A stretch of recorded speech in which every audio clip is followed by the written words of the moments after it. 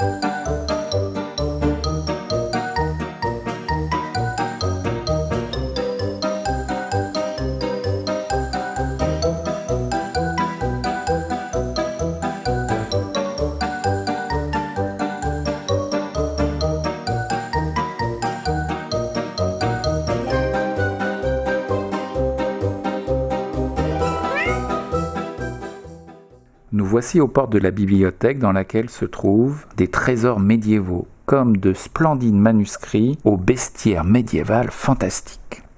Entrons dans le livre de bêtes dans lequel les hirondelles mangent, boivent et dorment en volant, où les cerfs vivent 1000 ans et le sang du bouc est si chaud qu'il traverse un diamant. Les livres du Moyen-Âge parlent ainsi des animaux sans les décrire ni les étudier. En fait, ils parlent de Dieu, mais surtout du diable. Nous allons aujourd'hui parcourir une zoologie médiévale différente de nos certitudes scientifiques contemporaines. Commençons par les animaux réels. On sait que l'homme a été créé à l'image de Dieu.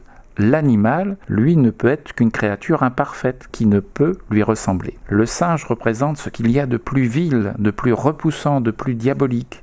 Le singe ne ressemble pas à l'homme par nature, mais par artifice. Il simule, comme l'indique son nom latin, simius. Les bestiaires aiment à rappeler la diversité des apparences que cet animal, comme le démon, peut prendre. La vache possède des dons fort utiles. Elle peut prévoir le temps. Si elle lève 3 fois la queue, il va tomber de la grêle. Si elle mugit 4 fois, l'orage n'est pas loin. Si elle accouche en automne de 2 veaux, cela annonce un hiver pluvieux. Un seul veau, un hiver court et doux.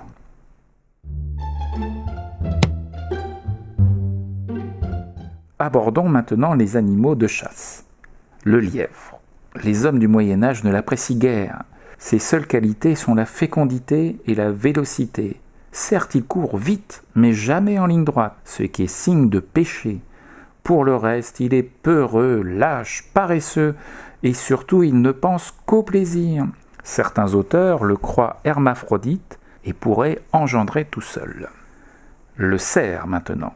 C'est le symbole de rapidité, de longévité et de résurrection, le symbole du Christ.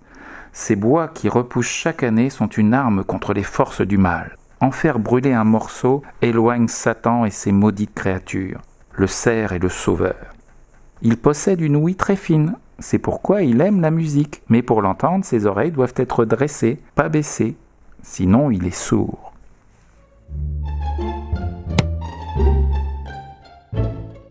Voyons maintenant les animaux de guerre. Le chien tout d'abord. Il possède une symbolique médiévale double.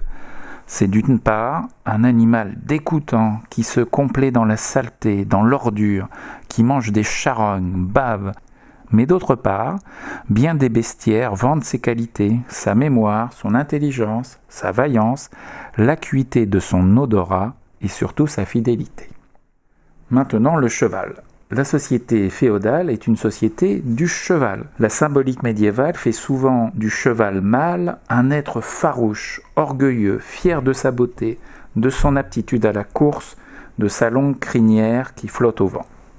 En Orient, certains chevaux possèdent des cornes, tel Bucéphale, le cheval d'Alexandre, symbolisant l'image parfaite du roi chevalier.